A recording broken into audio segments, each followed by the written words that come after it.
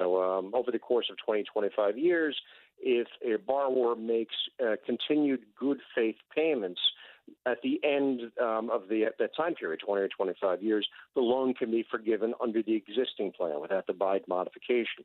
What Biden proposes to do, and is going to do under the rules issued by the Department of Education, is to redefine the good faith payments in certain ways, so that being in periods of forbearance, being in periods of economic hardship, some late payments can still be redefined as in good faith, and that ultimate forgiveness can be achieved for a great many more people. As is always the case, whenever you write off a loan, there's a price tag attached to it. Right. It's not necessarily as high a price tag as the old one, although, of course, it all depends, because when you look into the future, the crystal ball can be a little bit murky. But let's keep in mind that projections by the Congressional Budget Office on the original Plan A, magic wand waving presidential forgiveness of loans, was about $400 billion. The Penn Wharton budget model at the University of Pennsylvania had a higher price tag on that original model. They said it was going to cost at least $605 billion and up to more than $1 trillion, depending upon how it was implemented over 10 years period of time. Wow. They looked at, and they have a new estimate on this Plan B, and they say, looking at the new Department of Education rules, you know what? It's still got a pretty hefty price tag. They're saying we're somewhere around $475 billion, and that's a lot of money. Yeah, that is a lot of money. And we know where that comes from. It does not come out of thin air like that magic wand that presidents of both parties love to wave when they're in power. But somehow it's got to be paid, and it's usually we, the people, who get stuck with all of that. So as you look at how this moves forward now, of course, the president's touting this. He's clearly making this part of his reelection campaign, trying to make good on promises from 2020 with that younger group in particular, which seems to be a little disgruntled or at least a little dissatisfied with President Biden. Any early traction or any early signals there? What are we sensing in terms of the politics and the messaging of it all? And then we'll come back to the real ramifications of the dollars and cents.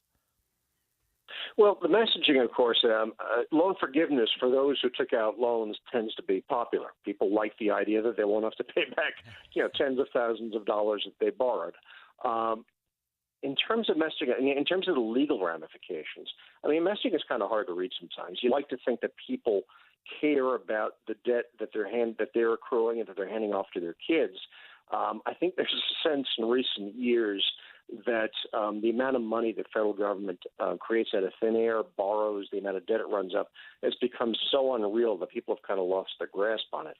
But this new plan, Plan B, because it's a modification of an existing plan, is on better legal ground than the old one, which Justice Roberts called basically a reenactment of the French Revolution. Kind of like deposing the French nobility and replacing it with the revolutionary state. So that was the modification. This one actually is a modification of an existing plan. It's on better legal grounds. It will certainly face legal challenges, but it's likely to stand up. The thing is, there are real implications to this. The federal government is awash in debt. We're in fiscal year 2023 now, which, because fiscal years don't match calendar years, is 9 months old, started last October. The federal government, already in the 9 months to date of fiscal year 2023, has borrowed $1.4 trillion, which was more than was borrowed in all of fiscal year 2022. Before that, the country is broke. It's coasting on good wishes and credit. So adding another $475 billion to that, admittedly, it pales to the trillions of debt that are already being added up, but it certainly doesn't improve the matter. And when you're trying to police constituencies, which is another way of saying when you're trying to buy votes, the goodwill of certain shares of the population, you can run into financial disaster pretty quickly. And that looks like it's the route we're going down with plans like this, which add much more red ink onto an existing sea of red ink. Yeah, that compounding effect and the interest payment alone on that, as interest continues to go up there, will continue to be a challenge, I think, for sure. That will become one of the major drivers in terms of all government spending. And just real quickly, JD, before I let you go, there's a host of other things kind of in this Plan B that go beyond just using this existing program, which I agree with you. I think it's got far better legal standing than what the president originally tried to do. We know they're also looking at kind of a ramp up, an on ramp kind of period for people to kind of get back into the flow of paying a regular payment on their student loan. Any of the other components in this Plan B option that are raising your eyebrows, or things that you're kind of keeping your eye on in particular? Well, yeah. One thing that Penn Wharton kind of warns about is that is that the number of people who are going to take out new loans because of a plan like this is unknown and could drive up ultimate costs. The fact is, when you get in the habit of forgiving loans, you make taking those loans out more attractive. You also make it easier for the institutions that rely on these loans being taken out to hike their costs, because if it becomes easier, more attractive to take out loans and pay the bills, it's easier then to make tuition more expensive for the universities that get paid by those loans in the end. There's really no fiscal responsibility, no fiscal constraint in this at all. What there is kind of an on-ramp for just driving costs up across the board. So the end price tag, 10 years out, 15 years out, could actually end up being rather higher even than the estimates we're seeing right here. Yeah, I think for all the talk of this higher education, someone's got to do the math. This is basic math. This is second grade math, I think, is what we're looking at, just with a lot of zeros behind it, which is part of the problem. J.D. Chile, contributing editor at Reason.com. Great piece today, looking at the real costs of all of this Plan B in terms of President Biden still trying to fulfill that campaign promise to get rid of some of that student debt. J.D., thanks for joining us today. Thank you for having me on. All right. Again, it's second grade math. It just does not add up. And it's one of those that I just continue to scratch my head at. It sounds good. It's a great campaign promise. Everybody loves free stuff. I get that. There are some real critical pieces of that puzzle that are being left out of the conversation. And whenever you leave crucial components out of the conversation, you never get to the right result. And so when it comes to that student loan forgiveness, the president may be on better legal ground. I don't think he's on the right financial ground. We'll be right back.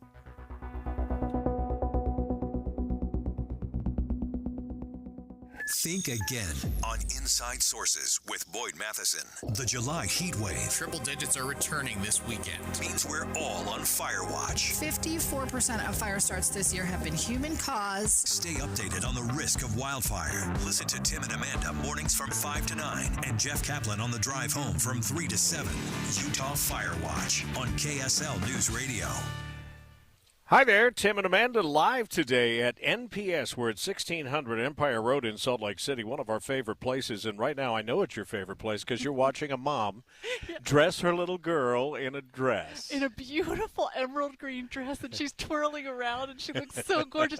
And I was looking at the clothes myself, Tim, and I found things that are 70% off. You know, just pants that I wear to work all the time for like $10, $15. You're going to be surprised what you can find here. And again, if you haven't heard us talk about NPS, everything is marked down 30 to 70%, and then to move it off the shelves or move it off the rack, they'll take another 25 to 50, even 70% off of that. Oh, yeah, and I was back in electronics. And so, you know what else I saw, Tim, I wanted to tell people about? School supplies. Oh, yeah. Pencils, pens, and notebooks, and, you know, glue sticks, and all that stuff that you'll save all this money on. And if you want shoes, my goodness, they've got a lot of shoes over there, and they're all marked an additional 25% off today.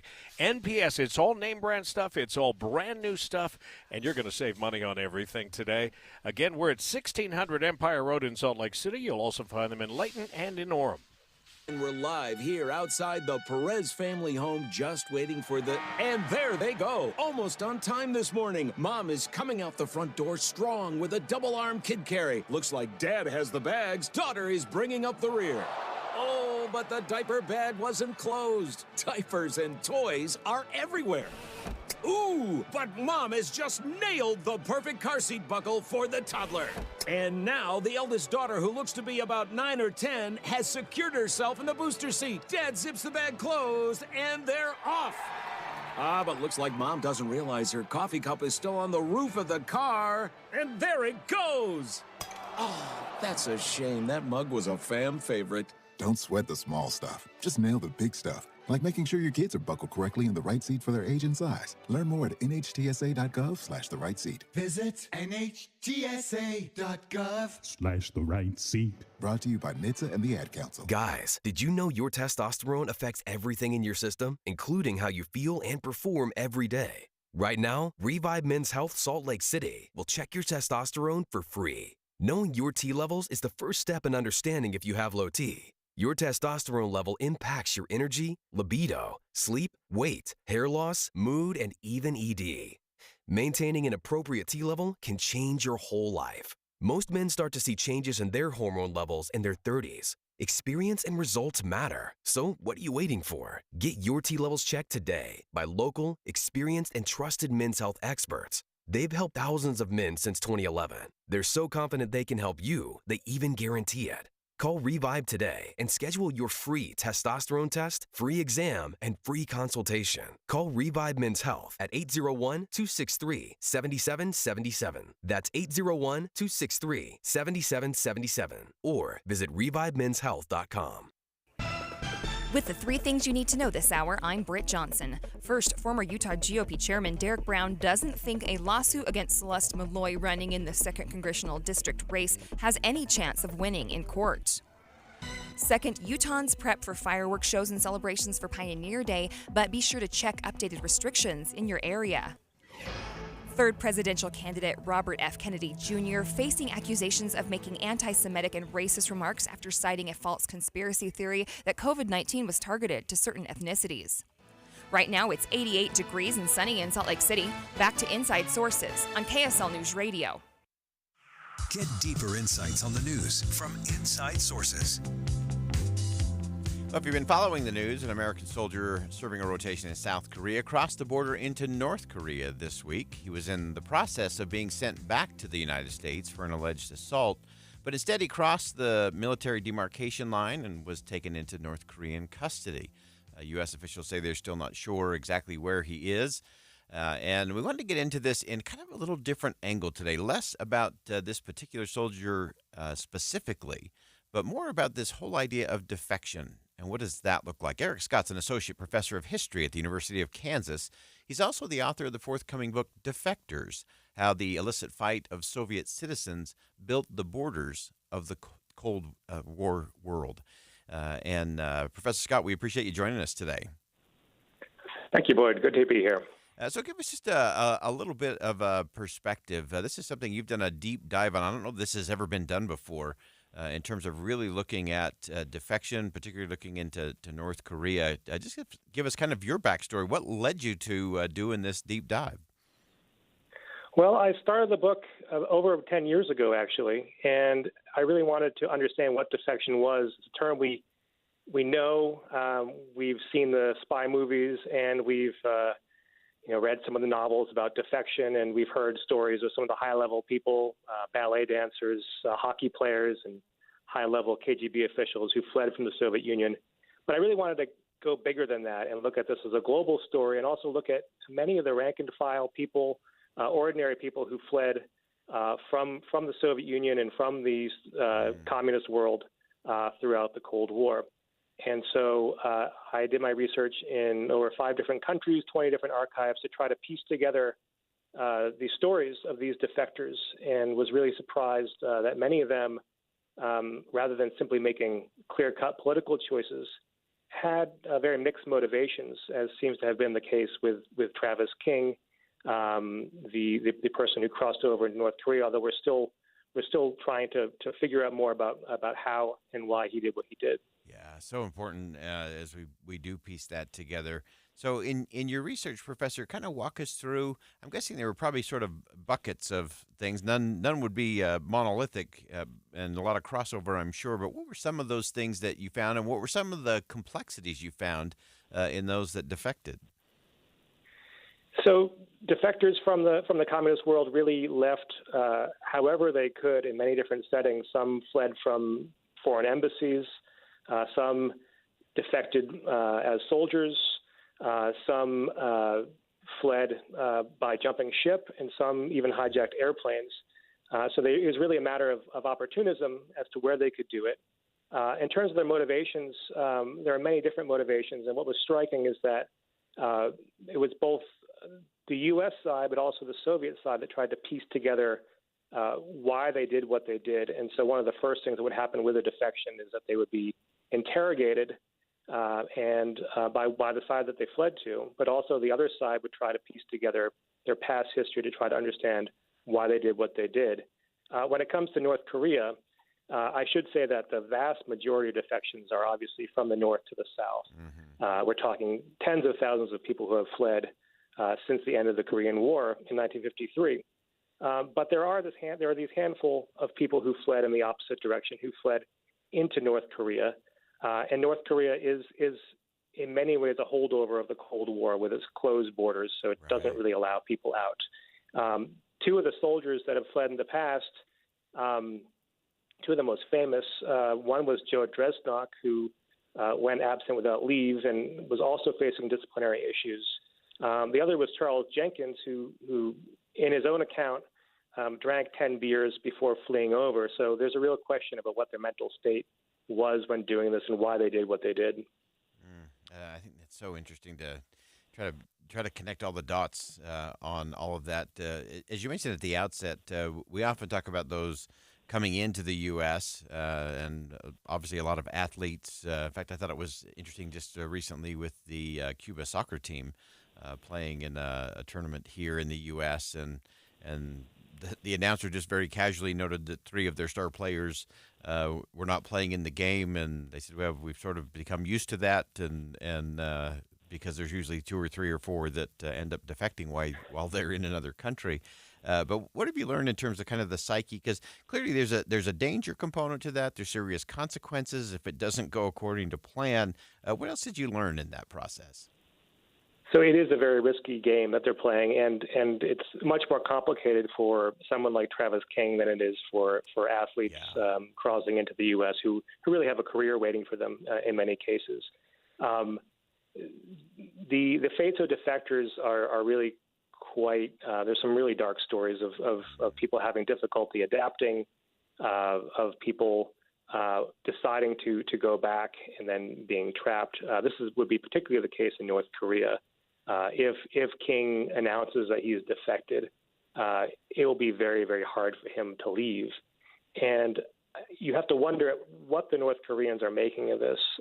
I think it's likely that they are as surprised and confused as we are. They're very likely interrogating him, trying to get a sense of why he did what he did, how he did it, and what to do with him. And in terms of what to do with him, I mean, there are several options.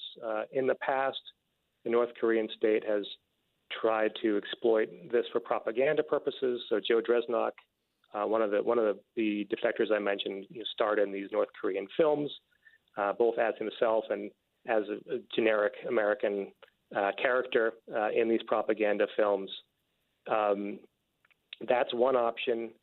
It's probably more likely that they will try to use this as a bargaining chip because tensions with the U.S. are running so high right now. They may suspect that Travis King is a spy or that this is, as they like to say in North Korea, a provocation of some kind launched by the West. It doesn't appear to be the case, but I assume they are very, very suspicious of what happened. Yeah, I wanted to ask you that question. For those going into places like North Korea, is it just that they don't do that full calculation? Do they think they're going to be welcomed with open arms as opposed to being welcomed with a great deal of suspicion? And is this a spy? And is this a setup? And what are the big global impacts this is going to have in terms of diplomatic affairs? Is there just a disconnect there, or what's your sense on that? I mean, there are so many possibilities here. People defect for political reasons, for personal reasons. Maybe they're having trouble at home. Professional reasons is another big reason for defection if someone's in a dispute with a superior. There are cases of people acting out of desperation, but there is also this perhaps reckless curiosity of some to simply see what happens. Usually people are in a bad place to do that. It does seem that King did book this tour to go to perhaps the least defended part of a heavily fortified border beforehand. So there was some level of premeditation. But I think it's very likely he did not think through all the consequences of this. Yeah. Anything else, any other takeaways or anything else that surprised you as you studied some of these defectors and these defections over the years? One thing that was surprising is that although the U.S. did encourage defection from the communist world, particularly from the Soviet Union, there is this history of defectors creating headaches for both sides, for people acting out in ways that were unexpected, for people becoming openly critical of either the U.S. or Soviet government, people seeking to return home. And so what I found striking in my book is that the U.S. really tried to pick and choose who would defect. The baseball players or the soccer players, from Cuba, the ballet dancers, the high-tech professionals or KGB officers. They certainly wanted, but they couldn't really, of course, always get who they wanted. And so in many cases, it was these ordinary people who were already feeling rather marginalized on either side, who did take this desperate act of defecting. And so this was surprising. And the other thing that was surprising is by the end of the Cold War, the U.S. really didn't want a lot of these defectors, but they were very much stuck with them. And I think it's interesting to think of what moves are out there right now. Yeah. Certainly for Travis King, very limited choices of either staying there if he's allowed to make that choice, or of coming home to face court-martial in the U.S. And the choices that the U.S. and North Korea have here, which is certainly the subject of negotiations that are likely happening now between those two sides and through the UN. Fascinating stuff. Eric Scott's Associate Professor of History at the University of Kansas. Forthcoming book, Defectors. You want to check that out. Some really fascinating stuff. Professor, thanks for joining us. We'll step aside for bottom of the hour news. Much more Inside Sources coming up next. Stick around.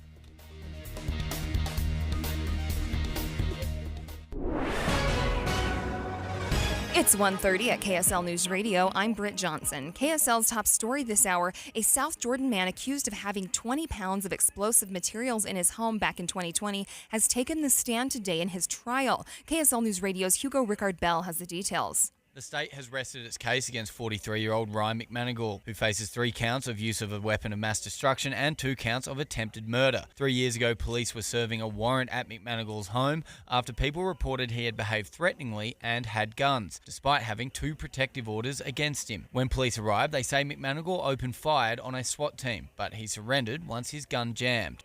Police say their search found other guns as well and more homemade explosives. Winning a huge lottery tends to bring out hundreds of unknown relatives and sometimes death threats to winners. KSL News Radio's Heather Kelly reports if staying anonymous is still an option. A total of 21 states allow you to retain some form of anonymity if you win a lottery over $100,000. But 13 of those require you to set up a trust or LLC to claim your winnings without revealing your name. 22 states not only require you to reveal your name, but also your city and state. However, in those states where you can claim your winnings anonymously, the information can still be obtained through public records. That's why advisors say don't quit your job and set yourself up financially before you claim your prize. Heather Kelly, KSL News Radio. Our top national story this hour from ABC News. United Airlines is making changes involving flights at one of its biggest hubs in response to United's system melting down earlier this month. ABC's Alex Stone reports. Trying to mitigate the impact of weather to make the schedule more manageable after United's system crumbled around the 4th of July due to thunderstorms around Newark. Now United is reducing flights out of the giant hub. Normally, around 435 flights take off every day out of Newark on summer days. In August, United is reducing that to 390. United CEO has blamed air traffic control for staffing during the storms, but he also acknowledged United has to make changes to better deal with weather. Alex Stone, ABC News. Your money at this moment. The Dow is up 163 points. The S&P has lost 32 points, and the NASDAQ has lost 299 points. Coming up, warm today, and there's no end in sight. KSL weather is next. KSL News Time, 1:32.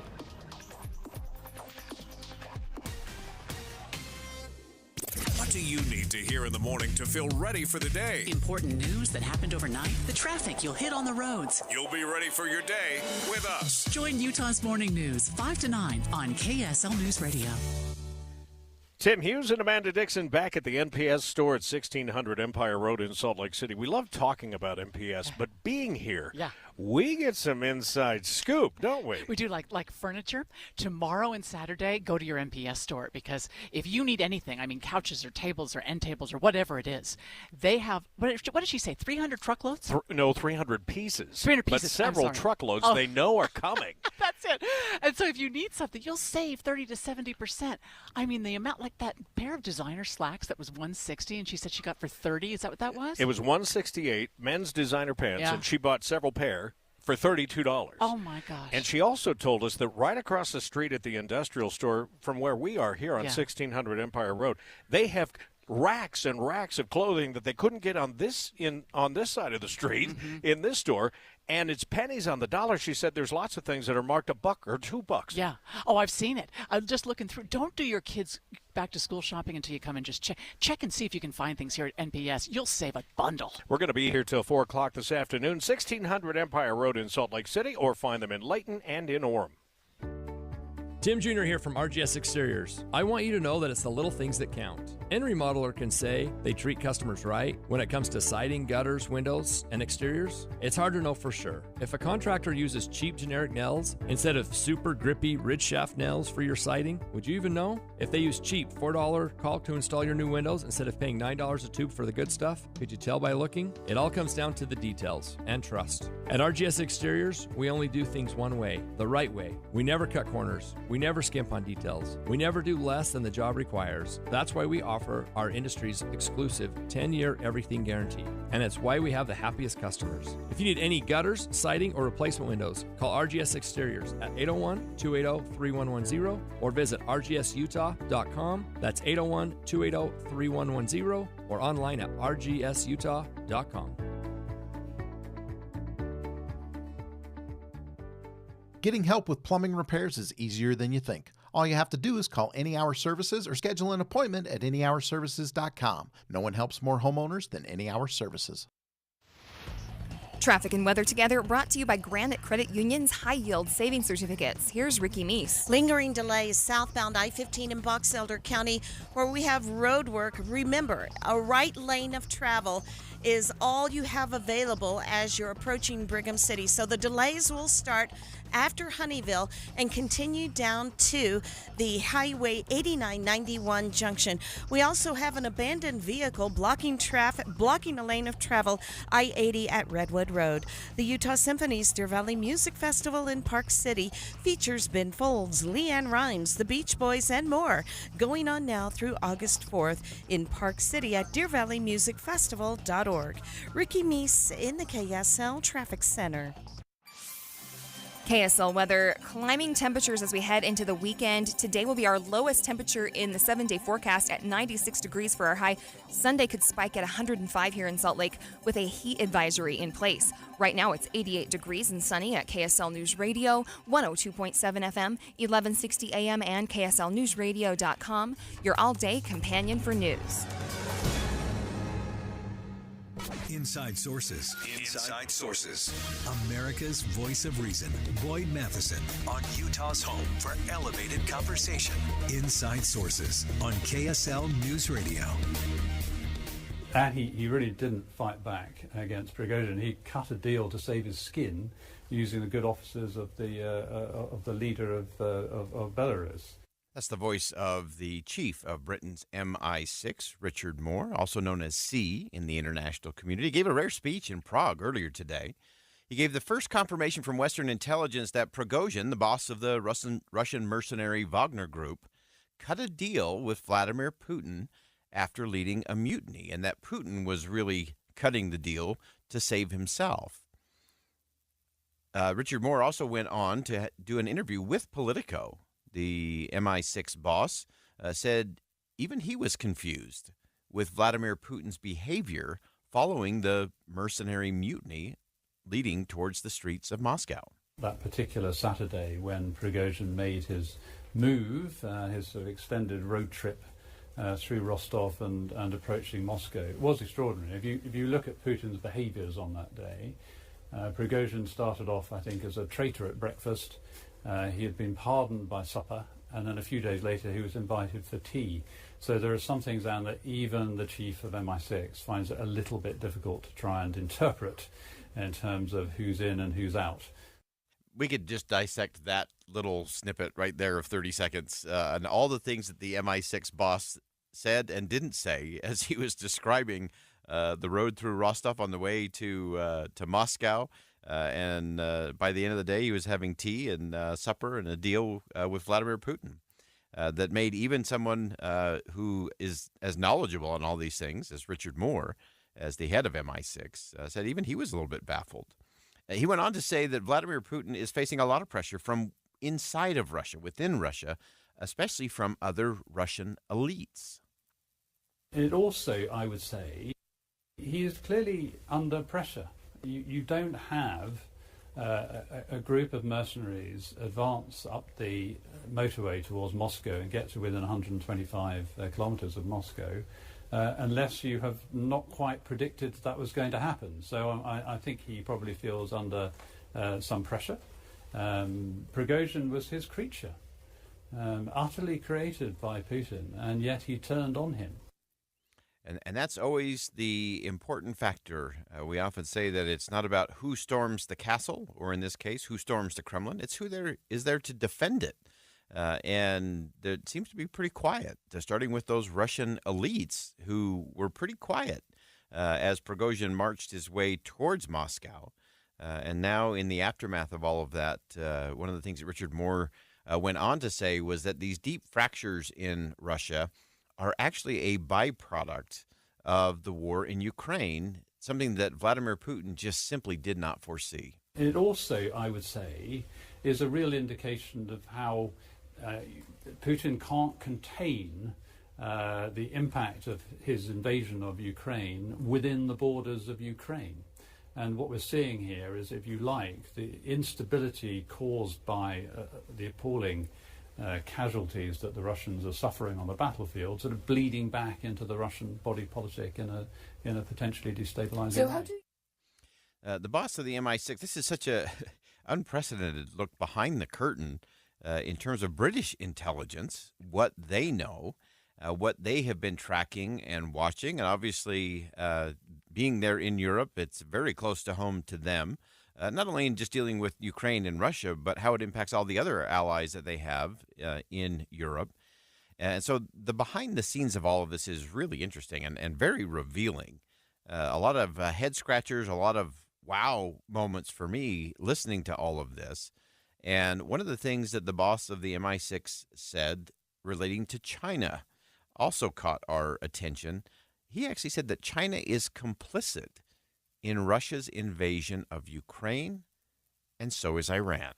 Those three countries are sort of pushing themselves together. It's not like anybody else is pushing them together. And Iran has chosen to, presumably, to earn cash, as well as probably to receive some military know-how in return to support the Russians. The Chinese have lent very heavily in support of Russia since the outset of Ukraine, despite the fact that, of course, in his invasion of Ukraine, Putin tramples over two really critical international principles, those of national sovereignty and those of territorial integrity, which the Chinese government proclaims to be ones that it believes in, and yet very clearly it's taken the side of Russia. Wow, there's just so much in this interview. So first he's calling out Iran, saying that, look, Iran is taking cash and probably some military know-how in return for their support of Russia's illegal invasion of Ukraine and Ukraine's sovereign territory. The Chinese, he says, have lent heavily in support of Russia from the very beginning, and there's a lot of things I'm sure that we don't know about, or things that they're not telling us about in terms of what China and Russia have actually done. And so I think that's an important undercurrent there. But I also thought it was very instructive the way he described that these three countries, China, Russia, and Iran, are pushing themselves together. So often in these kinds of things, you say, well, you have to be careful in terms of the escalation because you may, push three bad actors together, and that might form an alliance or an axis of evil, I think, as President George W. Bush liked to call it. But here, the boss of the MI6 is saying, no, these three countries are pushing themselves together. And so this goes back to actually where we started the show today and talking about some of these undercurrents in terms of what is actually going on and how it is that this idea that the Biden administration's hyper-focus on de-escalation has actually caused things to get worse in many areas around the world, as opposed to leaning into the principles that actually may have created some escalation, but not necessarily all-out war, but may have changed the tide in terms of having a position of strength to function from and a way to actually ensure that freedom becomes that net result. And so it's one of those, you have to be very careful in terms of this because the Biden administration stepping back, always looking to de-escalate, has actually created space for these three countries in particular to come together. And they're pushing themselves together out of convenience, out of power, out of need for cash and military know-how. And that's going to be one of those areas that we have to just continue to keep our eye on. Again, this is an extraordinary interview from the MI6 chief, Richard Moore, and really an unprecedented look at what he's thinking as he watches it from his unique perch as the head of the MI6. Now, prior to this interview that he did, he actually gave a speech, also pretty rare, and he began with this most extraordinary appeal to the Russian people. There are many Russians today who are silently appalled by the sight of their armed forces pulverizing Ukrainian cities, expelling innocent families from their homes, and kidnapping thousands of children. I invite them to do what others have already done this past 18 months and join hands with us. Our door is always open. We will handle their offers of help with the discretion and professionalism for which my service is famed. Their secrets will always be safe with us. And together we will work to bring the bloodshed to an end. That is Richard Moore, the boss of Britain's MI6. And you're going to want to go back and re-listen to some of those pieces of sound. And this segment will be up in our podcast a little later on this afternoon because it gives you an extraordinary look behind the curtain and behind the scenes in terms of what's going on, how the deal came about between Prigozhin, the head of the Wagner Group, and Vladimir Putin, that it was more Putin in need of Prigozhin than Prigozhin needing protection from Putin, and all of these other components in terms of China and Iran, a lot of the other things going on with the elites inside of Russia, ending in a speech, a rare speech from the MI6 boss, as the MI6 boss made an appeal to the Russian people to say the door's open, your secrets are safe with us, and you need to join hands with us because we know you have been appalled at what has been going on in Ukraine, as have we, and together we can bring it to a peaceful end. We're going to step aside for a quick break. When we come back, Derek Miller from the Chamber of Commerce is going to join us. We're going to talk about the Clean Air Challenge. Stick around. We'll be right back. Steve, it's the biggest combo movie show of the year. We've got Barbenheimer going this week. T-shirts, people are buying tickets back to back. Barbenheimer makes no sense at all. You're going to want to see the Oppenheimer movie first. It's 3 hours and it's really tough. And then you're going to want the lighthearted movie. So it should be called Oppen Barbie. Okay. So everybody, your T-shirts are backwards. Yeah, get new T-shirts. It's a special movie show. So join us 9 to noon this Friday when we talk about Barbie and Oppenheimer and more on KSL News Radio. Tim Hughes and Amanda Dixon back at NPS. It's funny that Steve and Andy were talking about T-shirts because the T-shirts of the employees here at NPS, where we're broadcasting today, all say, I'd rather be treasure hunting at NPS right now. Yeah. That's kind of what this is like. I don't know how people afford not to shop here, Tim, honestly, because I think back to when before I started shopping, doing my grocery shopping here, I probably spent, $400 more a month? At a regular store. That's crazy. You save so much money here. But now, this is fun today because I get to come out of the grocery store and spend some more time with the clothes. And, I even found an air fryer on sale that I'm thinking about buying. Yeah, and sometimes those air fryers, everything's marked down 30 to 70%, but then they'll kick another 50% off of that. And people, what was it? It was like a Frappuccino machine or something. Right. We were here the last time, and or cappuccino, sorry. It was regularly priced $1,000, and she was going to pay $150 for the thing. It's crazy. And it's all brand new. This is brand new, beautiful merchandise. Before you go back to school, shopping anywhere, please come to NPS first, because you'll save so much money on everything. And they are changing things on the shelf as we speak. You never know what you're going to find when you get here. Stop into any location, Layton and Orem, and, of course, 2 stores here at 1600 Empire Road in Salt Lake City. At KSL News Radio, we have a 30-year legacy of honoring Utah teachers, but we can't do it without your help. Please tell us about an important teacher in your life on the KSL Teacher Tribute Wall, presented by Cypress Credit Union.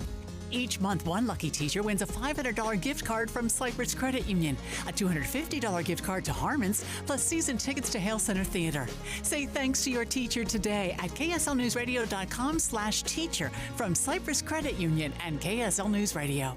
Do you find yourself stuck in a timeshare? Get the real facts about the timeshare industry and your options for cancellation. Chuck McDowell, founder of Wesley Financial Group, has put together a free information guide that reveals the secrets the timeshare industry doesn't want you to know, including the 5 ways to get rid of your timeshare. Call now and get this timeshare information guide absolutely free. Call 800-969-1199. That's 800-969-1199. 800-969-1199.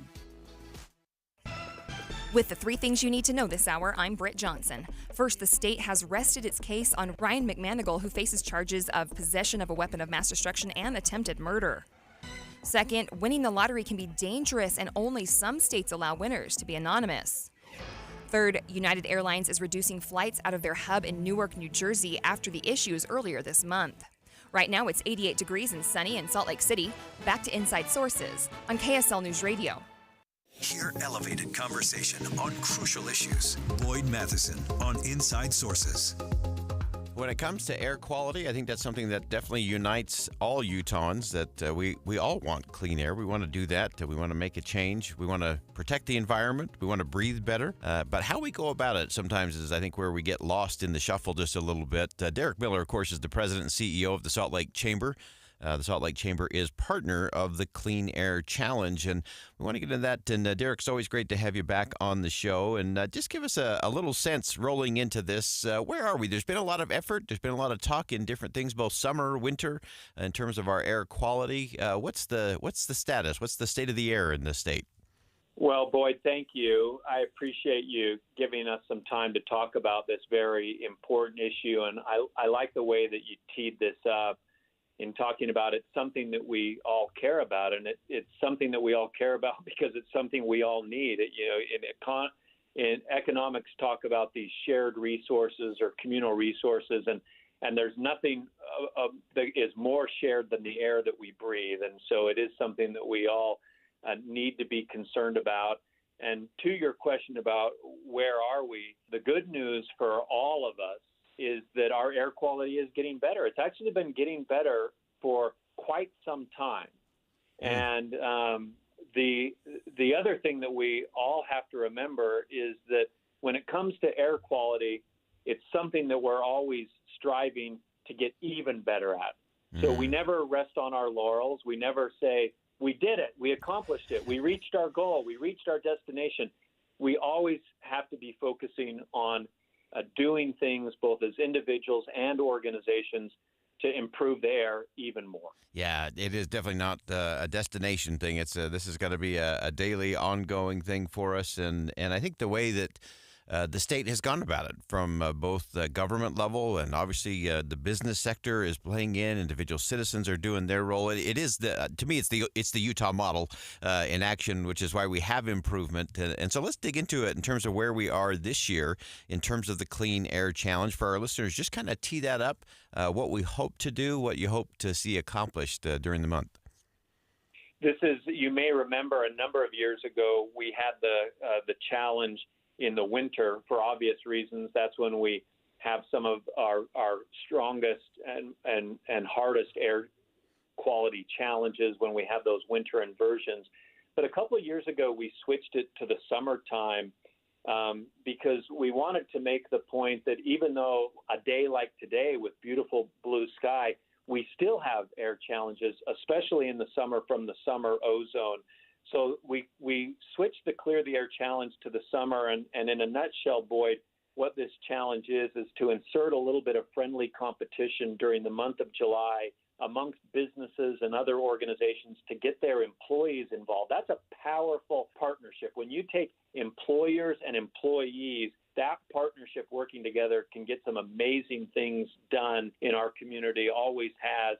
And specifically in helping to clear our air and this friendly competition between these different businesses and other organizations is to see who can reduce trips the most and thereby reduce the CO2 that's emitted or would otherwise be emitted into the air. And we're doing well, but we've only got a couple more weeks left in the month of July, so this is really a call to action for a final push to do even more in the second half of July than we did in the first half. Oh, that's great. And what are some of the other things? Obviously, reducing trips is a big component to that, being a little more strategic and a little more intentional, which I always tell people, not only will that be better for the air, it'll be better for your brain. I think of things that I do, if I take, 3 or 4 trips to Walmart on a Saturday, that's not uncommon. But if I was just a little more intentional and thoughtful, it'd be better for my brain, it'd be better for my marriage and my family, and it'd be better for the environment as well. But what else should we be thinking about or being more intentional about when it comes to this challenge? Well, you mentioned one of them, which is what we call trip chaining. So, be a little bit more intentional, planning out your day and saying, if these are the 3 or 4 places I've got to go, instead of doing individual trips, how do I put those trips in succession? The other is, of course, things that wouldn't surprise anyone, and that is taking more public transportation when it's possible to ride your bike or even walk to where you need to go. And of course, carpooling has been around for a long time.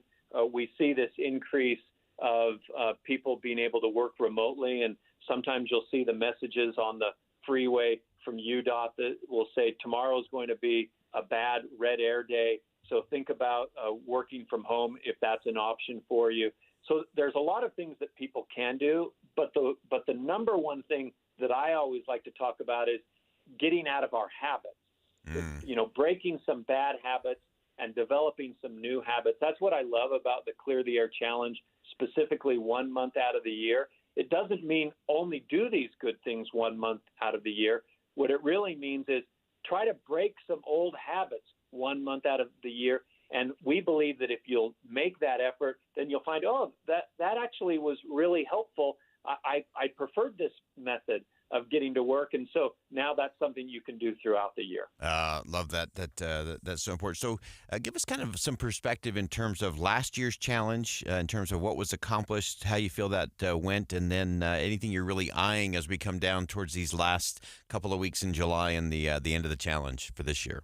Well, what I love about this year as compared to last year and even the year before that was that we have more people participating than ever before. We've got hundreds participating. And as I said, these partnership between employers and employees is powerful. Up to now, this far into the month of July, we've saved almost 30,000 trips, over 500,000 miles, which means that we have eliminated almost 200 tons of CO2. And another cool thing is it also means that we've burned over 1 million calories, which, as you talked about, good for the environment, good for our health, good for our brain. There are multiple benefits as far as being a win-win-win. And, of course, I never want to forget that this is all part of a friendly competition. So if it's okay, I actually want to give a shout-out to some of our current organizations that are leading the way, if that's all right. Let's do it. We have a philosophy on this show, and that is that we do not reward bad behavior, but we do reward good behavior, whether it's a politician or a business or a community. So help us celebrate the positive activity. Well, shout out to our current leaders, and of course, this might all change by the end of the month. But we've got GSBS Architects, Dell Technologies, Architectural Nexus, the University of Utah, and the state of Utah have been great participants this year. And then another one of our longtime winners and is still doing strong this year is Fidelity Investments. So congratulations to all of them. But again, we want to focus on let's make a really strong push to the end of the month. Fantastic. Derek Miller is the president and CEO of the Salt Lake Chamber. The Salt Lake Chamber, of course, is partner of the Clean Air Challenge, and that's a great opportunity for all of us to just rethink it. And as Derek mentioned, this is something that is not a destination. It is an ongoing, very intentional thing we need to keep doing so that we have the right air, the right environment, and the things that help all of us really enjoy what is the great state of Utah. Derek, thanks so much for joining us today. Always great to be with you, Boyd. Again, that's Derek Miller from the Chamber of Commerce, and that's an important effort and initiative in terms of that Clear Air Challenge and making sure we're all doing our part, whatever that might be, that we can do to help make things just a little cleaner, a little bit greener, a little bit better. All of us pulling together is how we get that actually done. All right, that's going to wrap up hour number 1 of Inside Sources. And so we're going to go ahead and step aside for some top-of-the-hour news. But don't go anywhere. We got a really killer second hour coming at you today. We're going to go back to a conversation I had earlier with Christine Emba from the Washington Post, talking about why men are lost, what the solutions are there. We'll also have Daryl West joining us talking about AI in campaigns, the impact of that. Also be joined by Jessica Hooten-Wilson, talking about how reading in and of itself might change the game for you in your spiritual life as well as your mental capacity. So that wraps up hour number 1. Stick around. We'll be right back. Hour number 2 of Inside Sources coming up next here on KSL News Radio.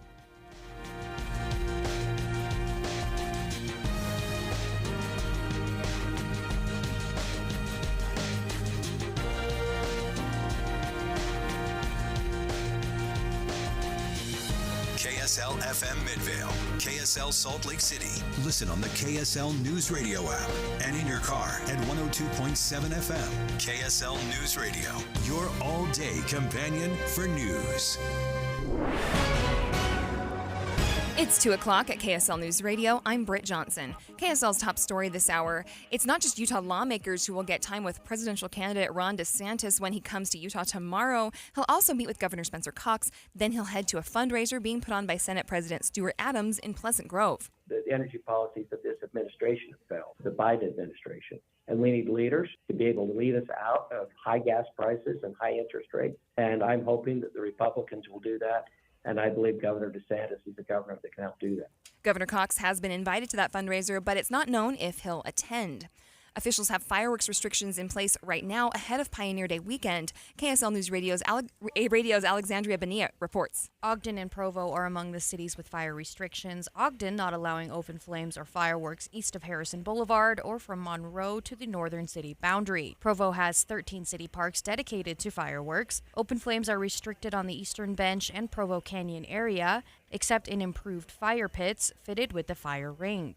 Fireworks are permitted Saturday through Tuesday. Ignoring the restricted zones or timelines could lead to a $1,000 fine. Our top national story this hour from ABC News. Russia pulling out of its grain deal in Ukraine, prompting renewed fears for the global food system. ABC's Inez de la Catera has more from the Foreign Desk. Russia bombarding Ukrainian ports, ruining up to 60,000 tons of grain and damaging storage infrastructure, while simultaneously pulling out of the so-called Black Sea Grain Initiative, which aimed to guarantee safe passage to ships carrying grain exports from Ukraine across the Black Sea. Russian President Putin accusing the West of using the agreement as political blackmail, while Russia's defense ministry declared any ships traveling to Ukrainian ports would be deemed possible carriers of military equipment. Grain prices have already risen. Inez de la Catera, ABC News, at the Foreign Desk. Your money at this moment. The Dow up 163 points. The S&P has lost 30 points, and the NASDAQ is off 294 points. Coming up, we'll take a look at how hot it'll get this weekend. KSL weather is next. KSL News Time, 2:02.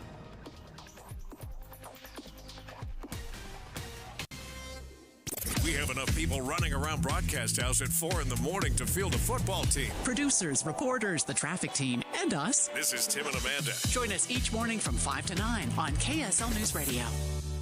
If you've been frustrated with your ability to lose weight, get in shape, live the healthy lifestyle that you want to, you got to have both strategy and tactics. That's why I went with SOTA Weight Loss. SOTA stands for state-of-the-art weight loss because it is, and it's all about strategies and tactics. You have your own coach and mentor, someone who's a nutritionist, can help you. Weekly one-on-one coaching sessions. I did them on my phone. I did them over text message, anywhere in the world, keeping me on track and keeping me moving forward. It also is a whole approach, a holistic approach to really getting to that healthy lifestyle that you need.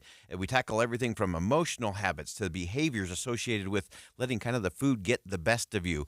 And those are just some of the things. I'm over 20 months into this whole process. I lost 37 pounds in 90 days. I've kept it off for 20 months now. I feel great because I have strategy and tactics so I can sustain it for the long term, and that is ultimately the test, and that's what SOTA Weight Loss is all about. You've heard me say it before, when it comes to your SOTA Weight Loss journey, there's no time to lose, only time to win, so start winning today. Check it out at sotaweightloss.com, SOTA weightloss.com. Hey, Derek Overstreet here from the New Millennium Group, financial advisors in Utah. You know, I've been helping people retire in the state of Utah for the last 20 years. The way we do that is we actually find out what is important to you. We create a step-by-step plan that takes into consideration your income, your debt, whether you want money from real estate, stock market, annuities, life insurance, whatever. If you want to deal with professionals, people that are fiduciaries and have a legal responsibility and obligation to do what's in your best interest, give my team a call at 888-999-6370. That's 888-999-6370. Or go to my website, utahsfinancialplanner.com. If you'd like to retire 3 to 5 years before you thought it was possible, give my team a call right now. 888-999-6370. That's 888-999-6370. What's holding you back from learning the language you've always wanted to know? Too hard. Takes too long. Not with Babbel. Babbel's lessons take just 15 minutes a day. 15 minutes isn't long. Nope. And they're fun. So you don't realize you're learning a language, but you are. In 3 weeks, you're able to start having conversations. And Babbel's lessons are built around real life. And with Babbel, it isn't hard. It's perfect. Now try Babbel free. Just go to Babbel.com. That's BABBEL.com. Get Mr. Max Performance Missionary Package. 1 performance suit, 4 and collar stretch shirts, 3 ties, 1 mission belt, and 1 pair of Echo or Johnston & Murphy shoes. Just $595.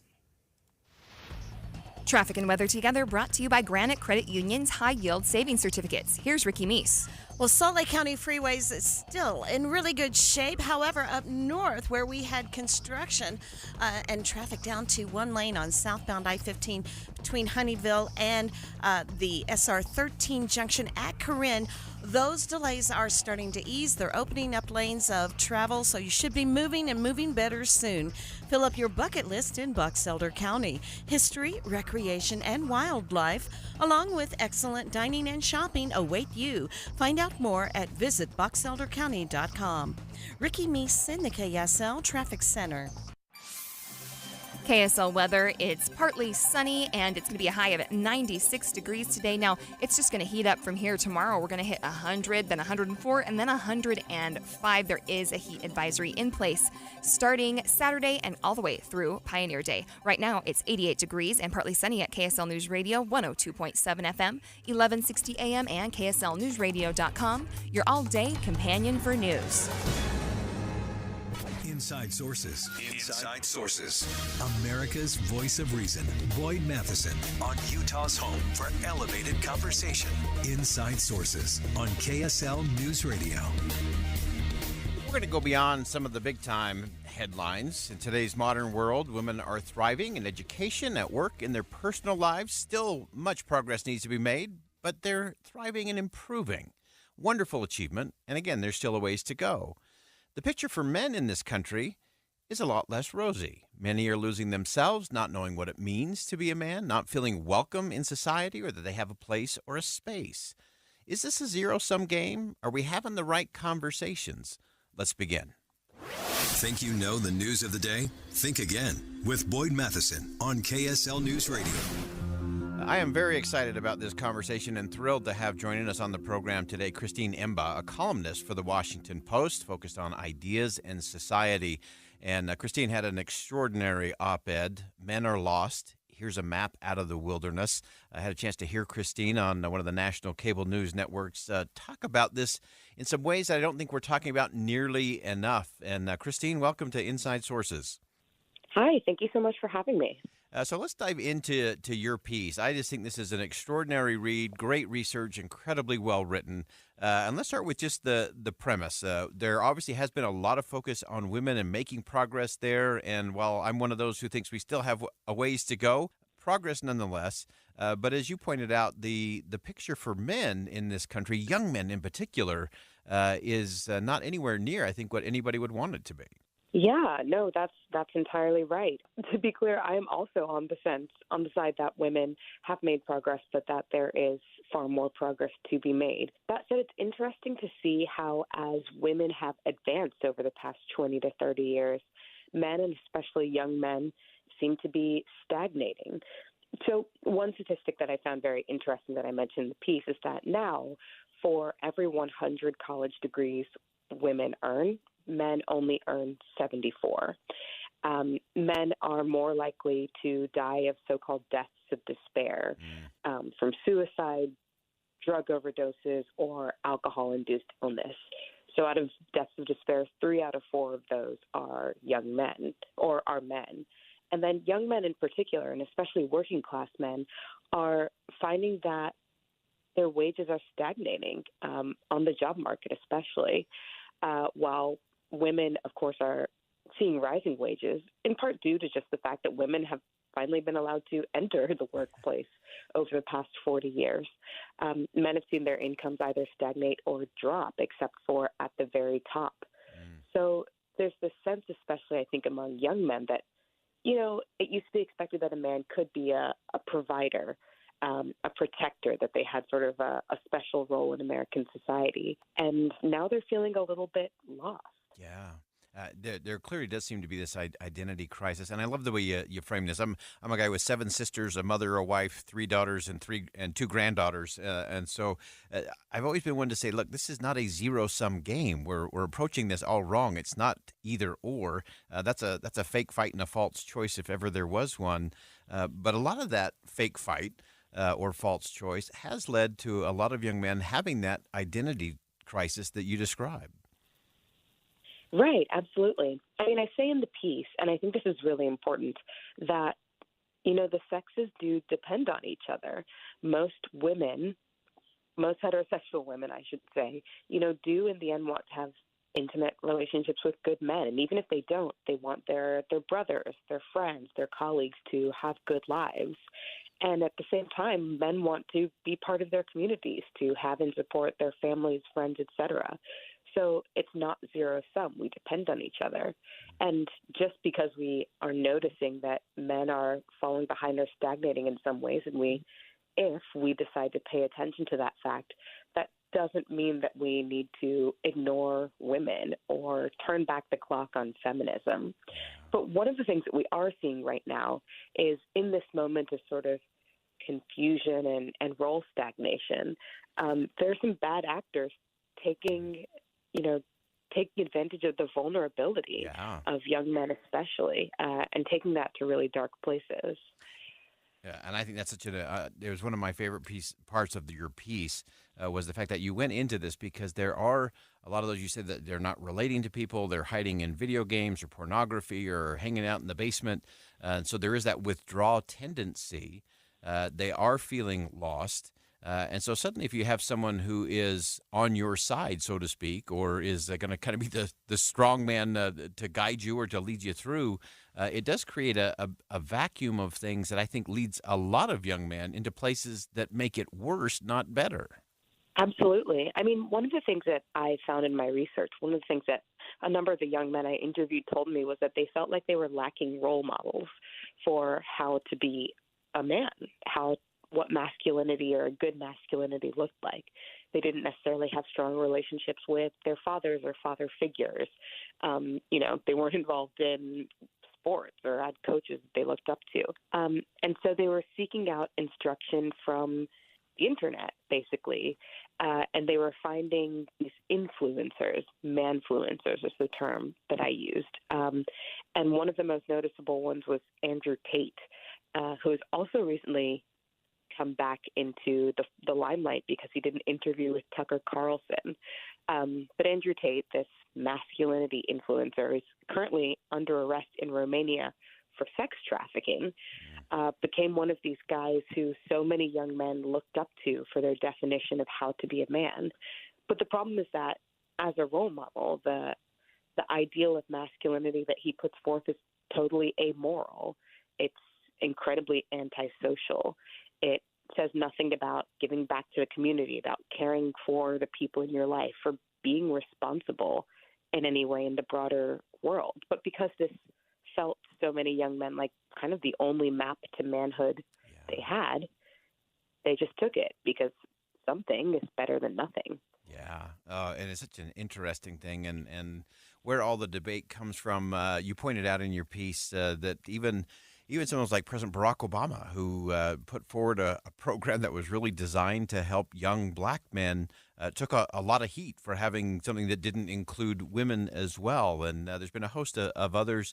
You also pointed out to someone we've had on our show a few times, Richard Reeves, and his book and his work from the Brookings Institution, talking about what the real map should actually look like. And so share with us, as we kind of bring it full circle here, what are some of those things that are really crucial and vital if we're going to get past the dumbing down and belittling and shaming and all of those other things? How do we actually create space where men and women can actually flourish? Great question. I mean, to go back to what you said in the very beginning, first we have to realize that it's not a zero-sum game, that paying attention to the struggles of men doesn't mean that we stop paying attention to the struggles of women. I think also in our modern society, there's a sort of unwillingness, especially I think on the progressive left, to almost admit that sex is real and that men and women may in fact be different and have somewhat different needs and paths. And to create a sort of good model of masculinity or manhood, we have to admit that there are some things that being embodied as a male calls for, whether it's a sort of a sense of duty, an idea of being someone who protects others, responsibility, self-mastery. And we can say that, being masculine or being a man is not necessarily toxic or bad. There are actually good things about manhood, and there are ways to be a good man, and we should search for them, not pretend that it doesn't exist and that gender is neutral and everyone should just be good. I'm really glad that we're having this conversation out in public, too, because one of the things that I found really interesting after writing this piece was the amount of sort of mail and messages that I got that were from men who were like, I've been wondering about this. I felt this tension, but I don't know. I always felt bad for talking about it, or I didn't have anyone to talk to about this. And being able to talk openly about what it means to be a good person, male or female, what role models are, seems really important in this moment. It absolutely does. And this is a fabulous piece. You should all go check this out at the Washington Post. It posted last week. Christine Emba is a columnist for the Washington Post. She's focused on ideas in society. It's brilliant writing. It is fantastic research. And it is a crucial conversation. And I love, Christine, where you ended, that the sexes rise and fall together. And when we start looking at it and having that kind of conversation, that changes everything. And just as you concluded, that it's about having role models, and that's up to all of us. Women need good role models, especially our young women, and our young men need great role models, and we should celebrate all of those. And I think that's a crucial part of that conversation. But Christine Emba, thank you again so much for making time for us today. Thanks for having me. Appreciate it. So many things to think about coming out of that, but I think the biggest thing is that it's not zero-sum game. It's not men against women or women against men. It's about making sure we have the right role models, make sure we have the right understanding, make sure we're highlighting the right things, creating the right space for people to flourish, men and women. There are differences that are distinct, that are important. And the biggest thing is for everyone to have a seat at the table and to have a voice at the table so that we don't get that vacuum filled by bad actors and bad influencers who lead both our young women and our young men down a path that doesn't help them and certainly doesn't help our society. Lots to think about, lots to think again about. We'll be right back. Think again on Inside Sources with Boyd Matheson. The July heat wave. Triple digits are returning this weekend. Means we're all on fire watch. 54% of fire starts this year have been human-caused. Stay updated on the risk of wildfire. Listen to Tim and Amanda mornings from 5 to 9 and Jeff Kaplan on the drive home from 3 to 7. Utah Fire Watch on KSL News Radio. Tim and Amanda, we know those two, don't we? Yes. Tim Hughes and Amanda Dixon. We're out and about today at NPS at 1600 Empire Road. Now, NPS stands for National Product Sales, but we call it a nice place to save, certainly a nice place to shop. Right. It's just a nice place. Yeah. It's a nice place you're going to love. And today I'm looking all around the store, finding deals on clothes and shoes and electronics and kitchen things. And I just want to stock up on shampoo and deodorant and stuff over there because it's just so much cheaper. Yeah, we sit here and we can watch. I was joking a minute ago. You can tell what's on special over on the grocery side because people's carts are just piled with things. And we've seen chicken and we've seen Coke and we've seen a lot of other things go through here.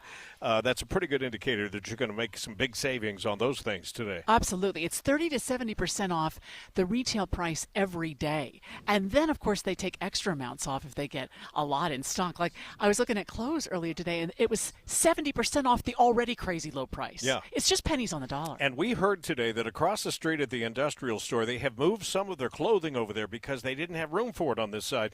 And things are literally pennies on the dollar, marked at $1 or $2. Mm-hmm. It's worth the treasure hunt today to stop by. There are 2 stores here in Salt Lake City at 1600 Empire Road, also one in Layton and one in Orem. Hi, Doug Wright, and let's talk about your barbecue. And let's talk about your barbecue skills. Maybe that old barbecue of yours was buried under the snow and you're just now in the process of getting it functional again. Now, we know you grill a pretty mean steak, but how about if we just all relax?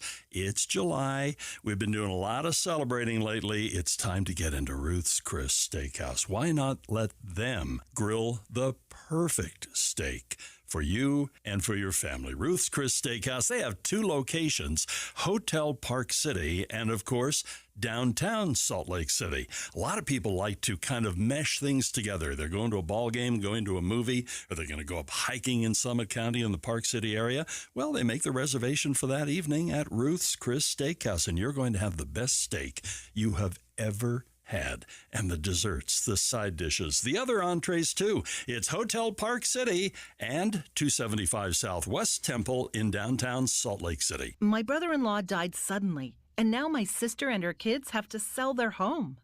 That's why I told my husband we could not put off getting life insurance any longer.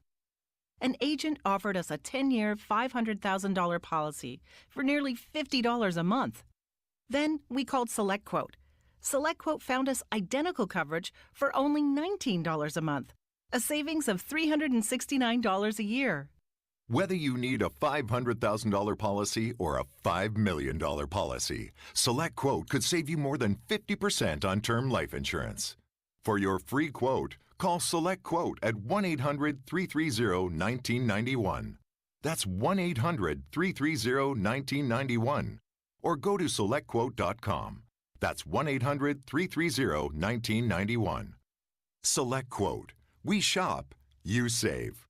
Full details on example policies at SelectQuote.com/commercials. Boyd Matheson divides rage from reason on Inside Sources. Well, artificial intelligence is quickly becoming a big part of the 2024 election cycle. This week, a Ron DeSantis-aligned super PAC released an ad with an AI-generated audio of former President Donald Trump saying something he wrote on Truth Social. Before that, the Republican National Committee released an AI-generated video of an apocalyptic world, warning another Biden term would make that a reality. But AI isn't just being used in ads. So how else is it impacting elections? How can voters discern fact from fiction? That's going to be such an important part, and we're really pleased to have joining us on the program Daryl West, Senior Fellow in the Center for Technology Innovation at the Brookings Institution and co-editor-in-chief of Tech Tank. Daryl, welcome to the show. Thank you very much. It's nice to be with you. Great piece. So kind of give us the lay of the land in terms of AI in the 2024 election cycle. What are you keeping your eye on? Well, voters should expect a lot of AI-generated images in this election cycle. As you pointed out, we've already seen ads that are based on AI content. Of course, the concern we have is fake content and fake videos. We have basically democratized the technology and are allowing ordinary people to use this. It used to be you had to have quite a bit of technical expertise to use AI. Now everything is prompt-driven and template-driven. Anyone can use these tools. Yeah, and I think that's such an interesting component to all of that. And, of course, we saw some of the deep fake kinds of things happening before, and now it's taking on a whole new life in terms of those. And one of the other things that you pointed out that I wanted to dig into, and that is just how AI enables this really precision audience targeting. Tell us how that is happening and what we're likely to see as these campaigns roll on. We're likely to see very sophisticated targeting of ads. So we know this is likely to be a close presidential election, and there are a number of close gubernatorial and Senate races around the country as well. And so in a situation where you have a relatively small number of undecided voters, like you want to advertise on the things that they care about and make sure that they see your ads. And so with AI, combined with all the other information that campaign organizations have about voters, you can really figure out, like, what are the 1, 2, or 3 issues that person really cares about and design a specific ad for that individual. And so candidates are going to be able to target with a great deal of specificity in hopes of really nudging those voters one way or another. Yeah, I also want to talk about something that you highlighted, and that is kind of the guardrails and things relating to disclosure requirements. It used to be when you got served up a negative ad, you knew exactly who it was, you knew where it was coming from, you knew kind of what the motivation was, and so it made it much easier to discern, oh, this is an attack ad, or oh, this is a smear ad. It's getting a little more difficult to discern that. It is difficult now because there's no required disclosure of AI-generated content. As you mentioned, with campaign ads, there's disclaimer language of who sponsored that ad, who paid for it. With campaign finance, we have a general sense of people who are contributing money to political candidates. But for AI-generated content, there's no disclosure. Now, that Republican National Committee ad that you mentioned from a few months ago, they voluntarily disclosed that they had used AI to generate the content, but that was purely voluntary on their part. I actually doubt if that's going to become the norm. We are much more likely to see AI content being used in ads without people realizing that content was generated by AI. And I think that will be a big problem because it's harder to trace who is running the ad, where the content is coming from, if there aren't stronger disclosure requirements. Yeah, I want to go back to the point that you raised and have you dig into it for us just a little bit in terms of that democratizing disinformation, because these sophisticated tools are getting easier and easier for the average person to be able to use. Just kind of walk our listeners through how they might experience it or what might show up in their feed or how that might come about. There's likely to be a tsunami of disinformation in the 2024 elections, just because the technology is so accessible, it's relatively inexpensive. Like, previously, if you wanted to run ads, you'd have to hire a PR firm. They charge you a lot of money. It takes time to put together those ads. Now, basically, anybody can do it in a matter of minutes. It's going to be very cheap. And so the risk is that the technology is going to be used to generate fake information to try and persuade people to vote one way or another. There are likely to be fake videos and fake audio tapes where voters are going to see candidates saying and doing things that they didn't actually say or do. Obviously, that technique will be designed to make them look like they're engaging in some type of nefarious activity, but it's all completely fake.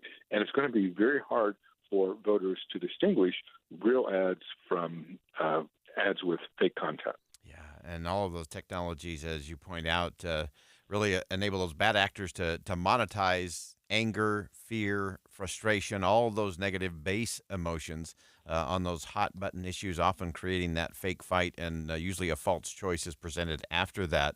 Are there things that we can watch for, or things that might cause us to, put the old spidey sense up a little bit and say, wait a minute, that doesn't sound quite right or that doesn't feel quite right. What can we do?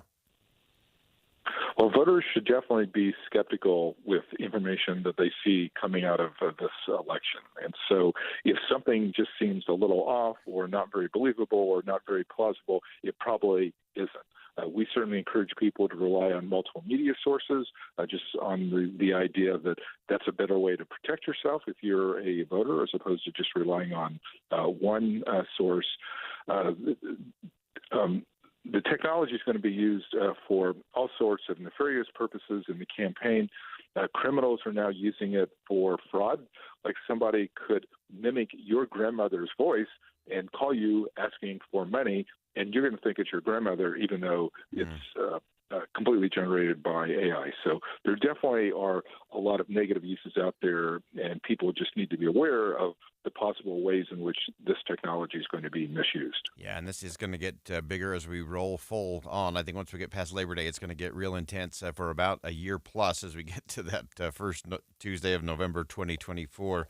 Daryl West, Senior Fellow at the Center for Technology Innovation at the Brookings Institution, Co-Editor-in-Chief of Tech Tank. And just a reminder to everyone, we always talk about there's a sort of a silly season where you say if you hear something political and it just sounds crazy, silly, it probably is. You get the wild accusations and, so-and-so hates puppies or so-and-so is going to outlaw chocolate ice cream. But now it's going to go to a whole new level. And so part of what we have to do is be aware of those kinds of things happening. We got to go upstream. As Daryl pointed out, you got to check multiple sources and sites and always look for that sourcing. Where does the research come from? Where is it actually stemming from? And those are just a few things. And Daryl, we look forward to having you back to continue this conversation. I do think it's going to be in the middle of the middle all the way through 2024. Thanks so much for joining us today. Thank you. All right, we'll step aside for some bottom of the hour news. When we come back, we're talking about reading. It's summer reading time, but we're going to talk about a completely different aspect of reading that I'm sure you weren't thinking about as you were curling up with your book today. We'll talk about that coming up next. Stick around.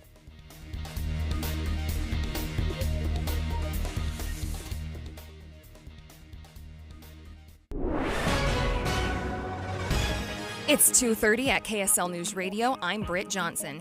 KSL's top story this hour. NASA is preparing to receive the first ever asteroid sample right here in Utah. KSL News Radio's Adam Small got to go to the site where it'll land at the U.S. Army Dugway Proving Ground.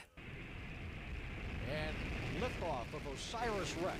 7 years after it took flight, OSIRIS-REx is now about 2 months away from landing in the Utah desert with the United States' first ever physical sample from an asteroid. Lockheed Martin ground recovery lead Richard Witherspoon says this is the third time they'll be landing a vessel in Dugway. We have a very large landing ellipse that we need to land in, and we need to make sure no one else could get to our capsule before we do.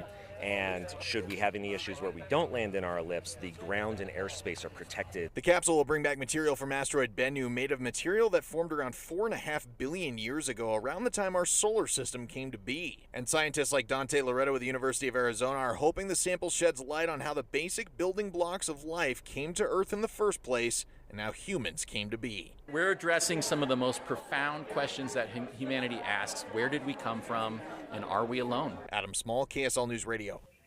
Close to 4,000 Utah federal student loan borrowers will receive forgiveness under a new Biden administration plan that will be implemented in the coming weeks. Jessica Euler, VP for Student Access and Success at Weber State University, told David Dujanovic those students will be determined largely by their income related to the federal poverty line. The cutoff for current plans is 150% of the poverty line, or $22,000 a year per single person. So that's what it looks like now for those folks who are doing income-driven repayment plan.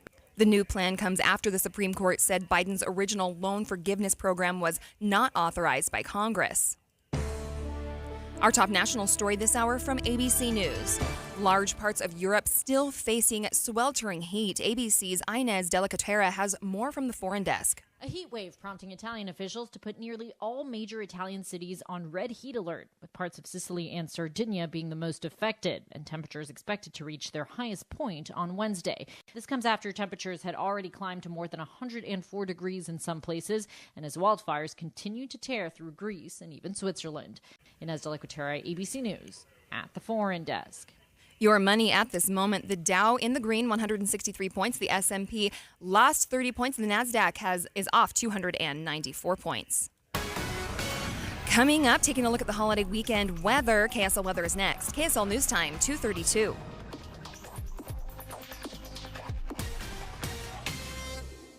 Start your days with knowledgeable, friendly voices telling you about the latest news and weather out there. Hi, this is Tim Hughes and Amanda Dixon. In the business of waking you up each morning from 5 to 9. On KSL News Radio.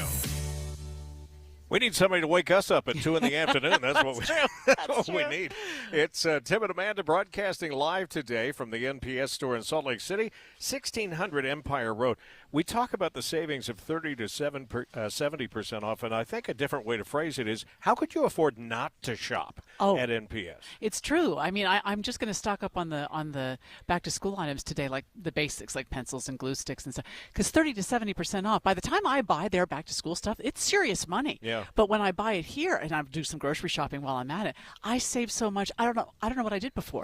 Well, it's not uncommon to see teachers themselves in here because they know they need to stockpile some for the on kids. Glue sticks and pencils, don't have certain things in the classroom. Here's the thing. We told you that they change their inventory on a daily, certainly a weekly basis, and don't always know what's coming, but we got a little tip today on something that's coming in the next few days. Right. Especially if you're in Layton and Orem and at the industrial store across the street here in Salt Lake. It's furniture. Any kind of furniture. They have so much of it that they'll bring it in, and they're all unique pieces. And she was telling us about one beautiful piece that I think it was her daughter had bought that was a third, or was it a fourth? It was a quarter of what the regular price was. Yeah. And they're going to have 300 pieces coming in. So there's a little tip for those of you that are looking for furniture right now. Stop into any of the locations of NPS. You'll find them in Layton, Orem, and here at 1600 Empire Road in Salt Lake City. Every dead body tells a story, and someone needs to speak for the deceased. Streaming exclusively on BritBox, Amelia Fox returns in the new season of Silent Witness, one of the original forensic crime dramas. For over 25 years, this long-running series has drawn in millions of fans and has earned its place as a staple of British crime drama. Stream the new season of Silent Witness only on BritBox. Undeniably brilliant, undeniably British. Free trial at BritBox.com. Here's something you've never heard before. Stop. This is Simply Safe.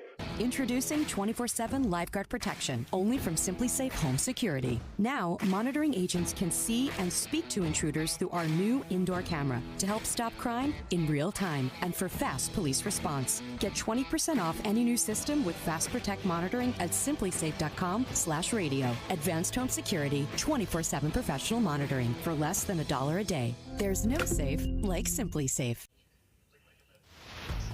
Traffic and weather together brought to you by Granite Credit Union's high-yield savings certificates. Here's Ricky Meese. Nice and quiet on the Valley freeways. We do have construction taking traffic down to one right lane on Legacy and a crash involving a bike or motorcycle in Midvale 7200 South at about 150 West. Need tires? Don't buy them without the money-saving Burt Bundle from Burt Brothers Tire and Service. Ricky Meese in the KSL Traffic Center. KSL weather, hot temperatures on the way. We actually have a heat advisory in effect from Saturday through Monday. Sunday looks like it could top out at 105 degrees. Today is actually the coolest day in the full 7-day forecast, where our high is 96 degrees. Right now it's 89 and sunny at KSL News Radio, 102.7 FM, 1160 AM, and KSLNewsRadio.com, your all-day companion for news. Inside Sources. Inside Sources. America's voice of reason. Boyd Matheson on Utah's home for elevated conversation. Inside Sources on KSL News Radio.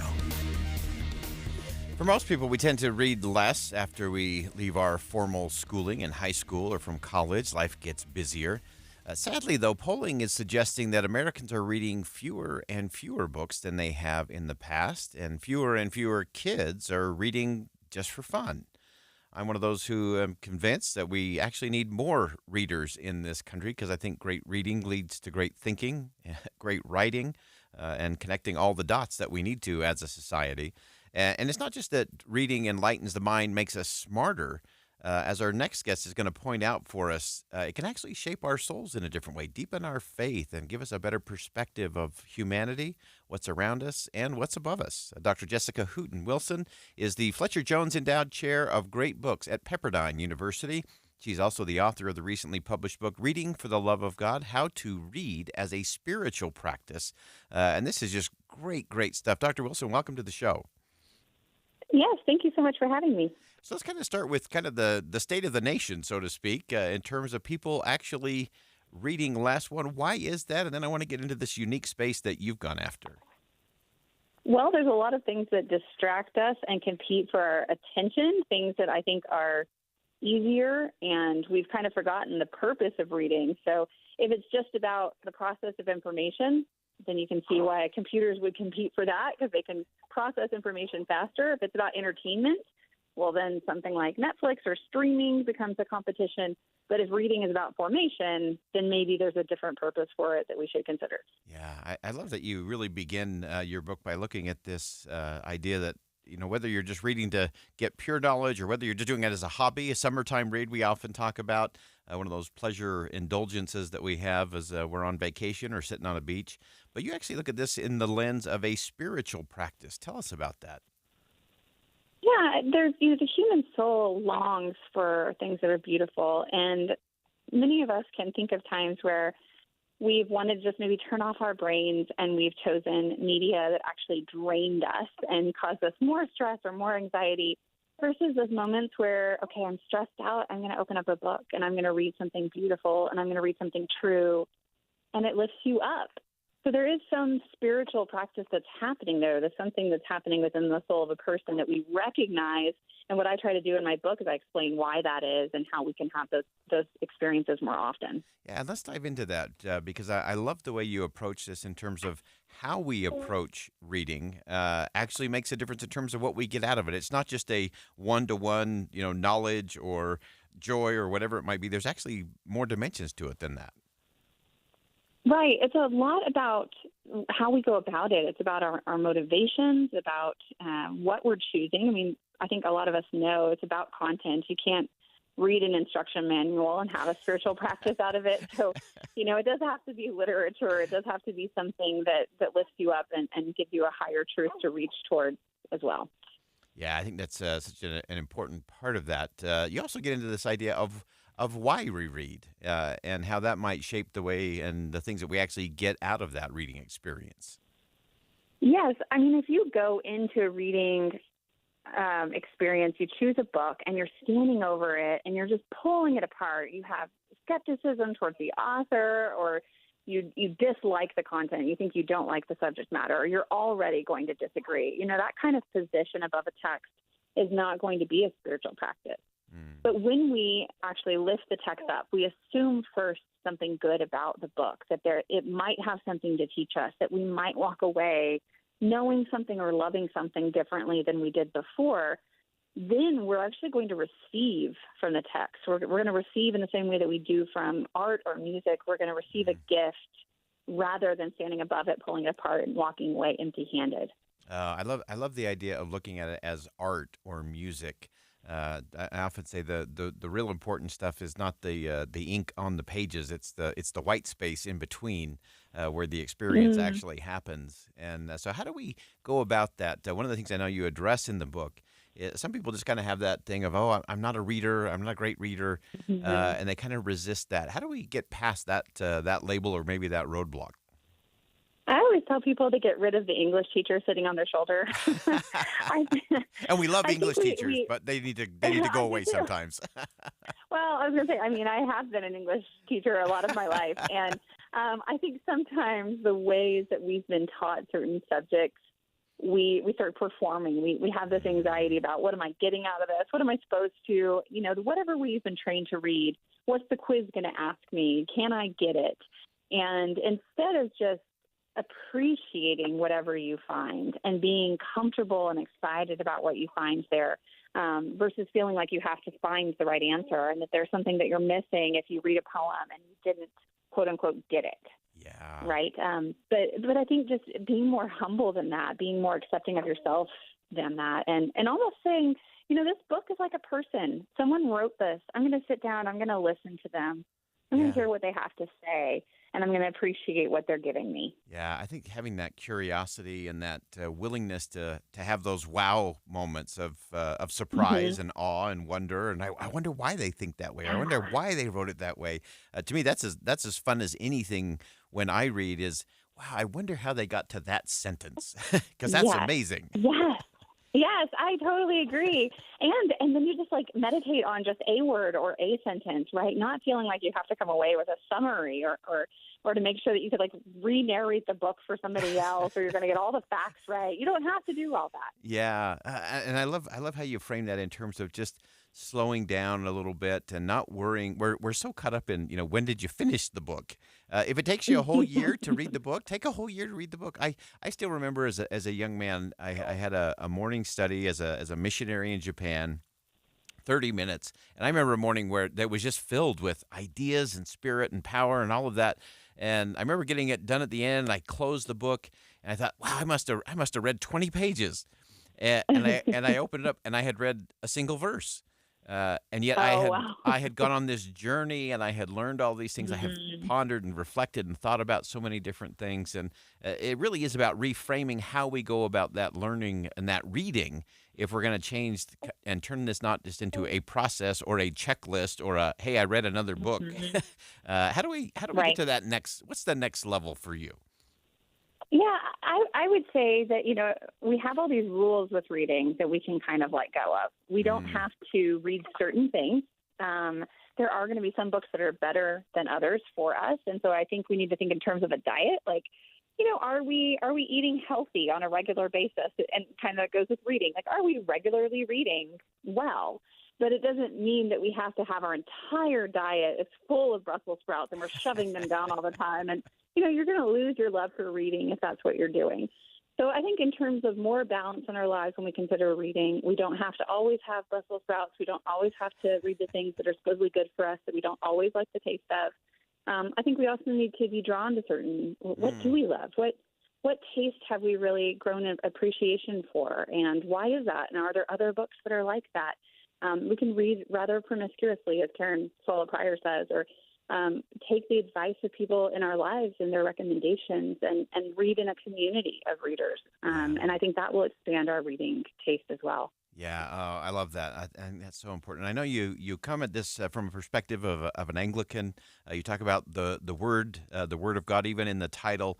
Give us some of that spiritual component for you, coming from your unique perspective as an Anglican, and then help us look at that. Help us all be surprised and help us all understand that a little bit better.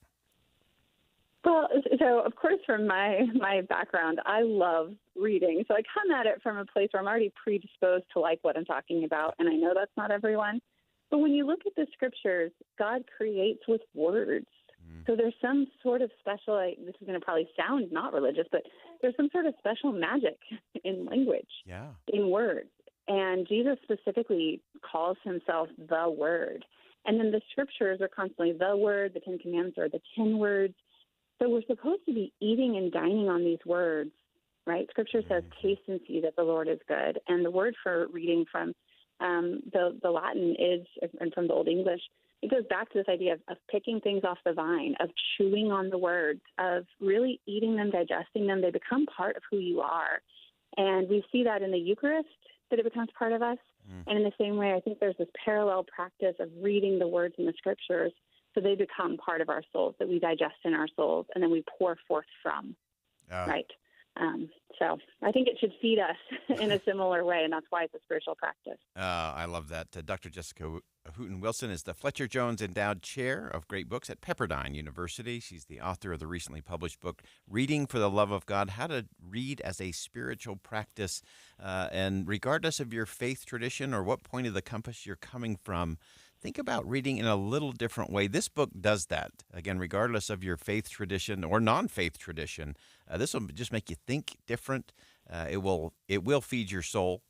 It will expand your mind, and it will keep you curious, which makes life a whole lot more exciting. Dr. Wilson, thank you so much for joining us today. Great insight. Oh, thank you so much. All right, we'll step aside for one last break. When we come back, some final thoughts on Inside Sources here on KSL News Radio. Stick around.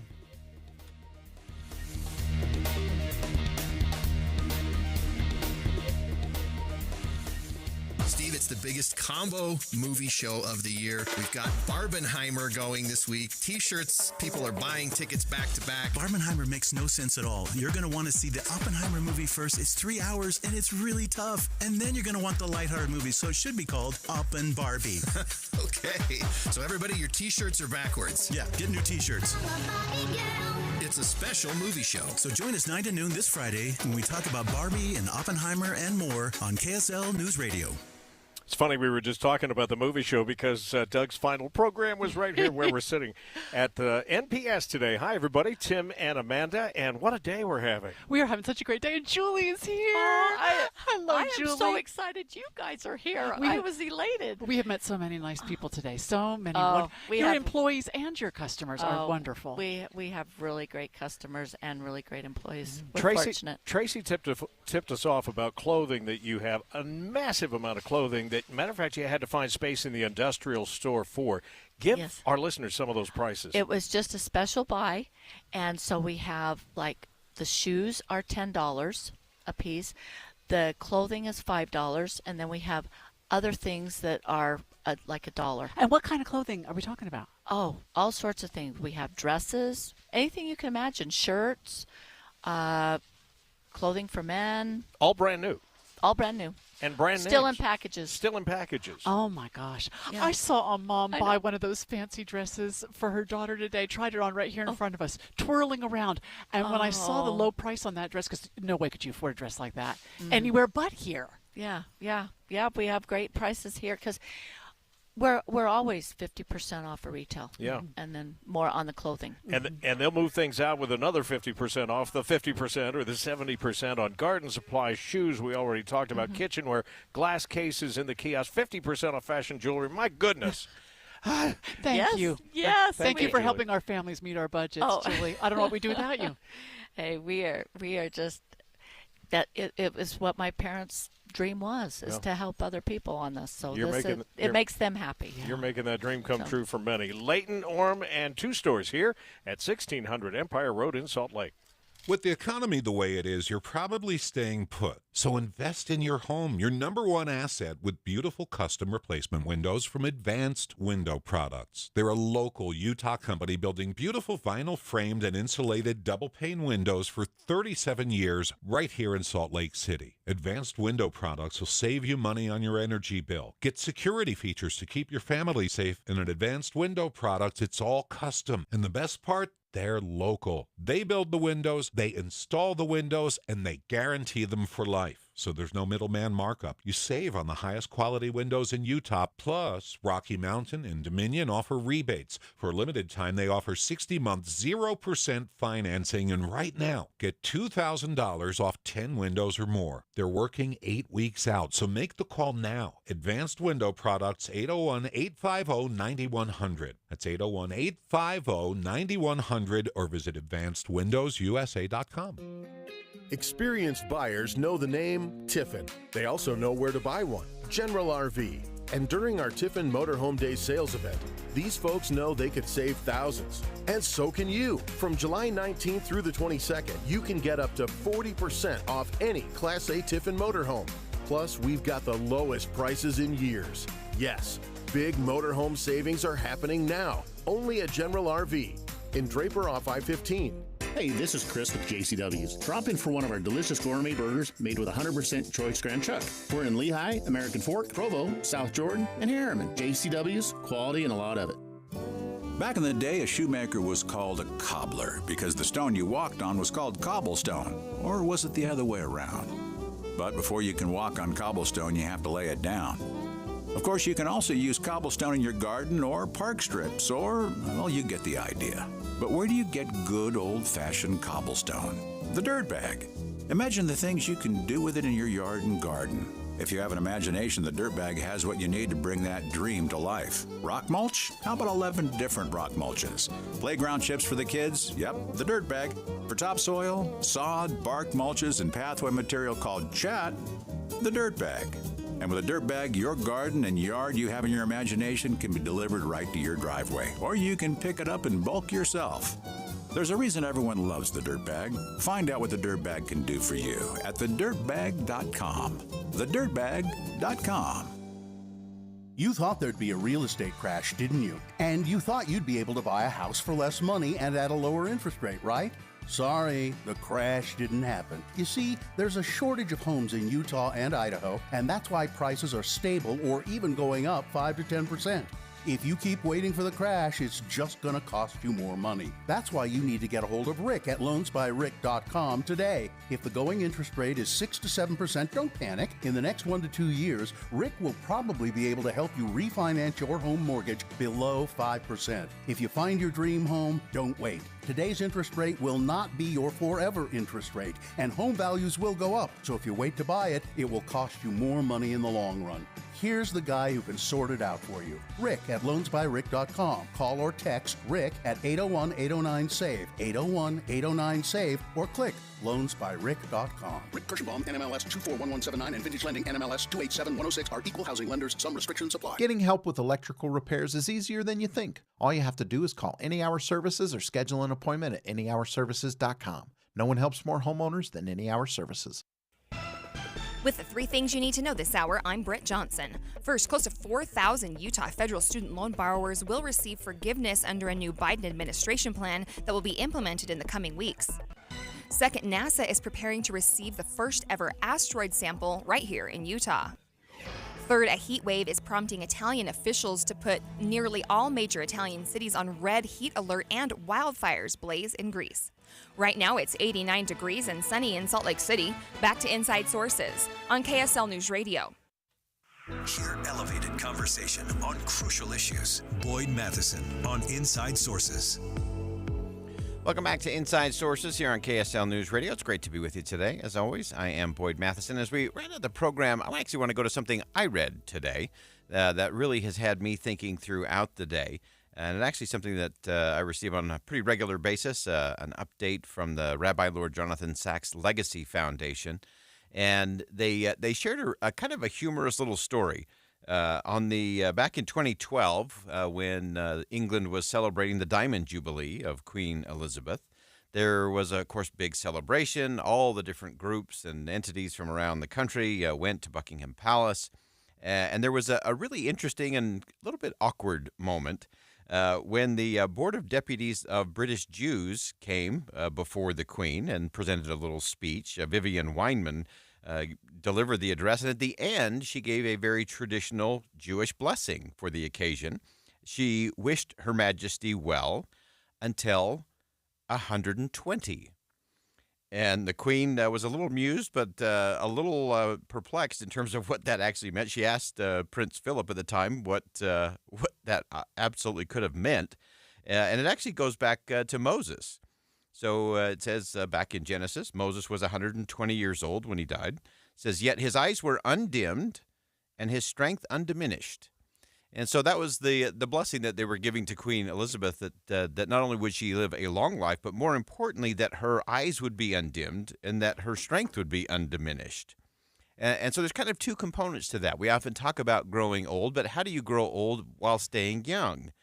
And I think 2 of the important principles within that are 2 things that have been identified. One, as this idea of legacy and passing things on to really invest your substance in things that are going to outlive you. So it's that whole legacy component to it.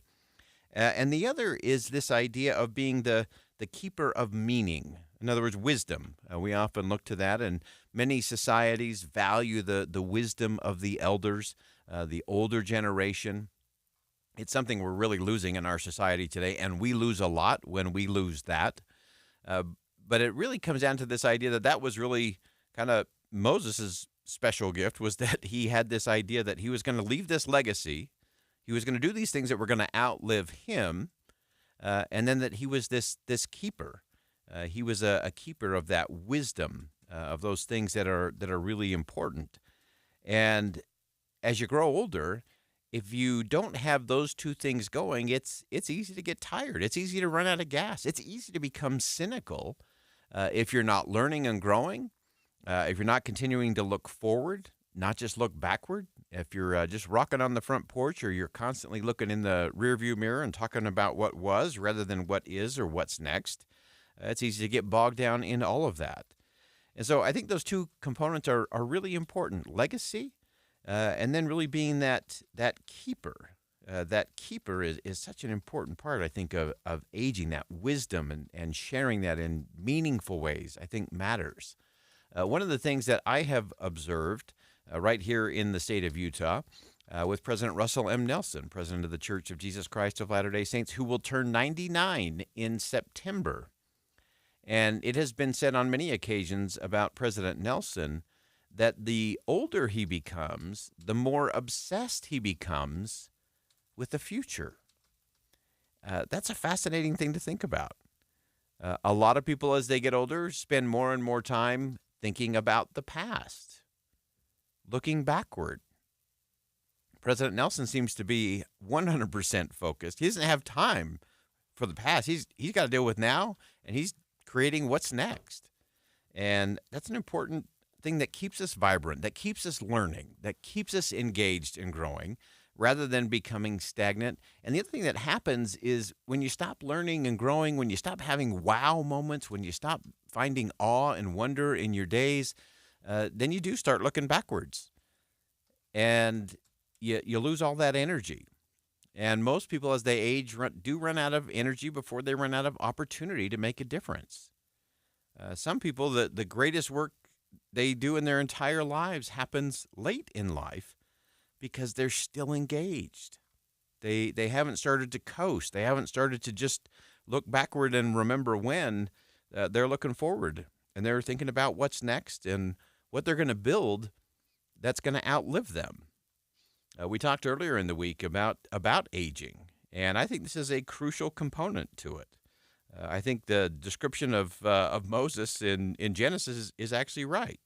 His eyes were undimmed, so he was looking forward, looking to what's next, and the result of that, the byproduct of that, was his strength was undiminished. So if you want some energy, keep looking forward, create that legacy, and make sure you're being a keeper of that wisdom for the next generation.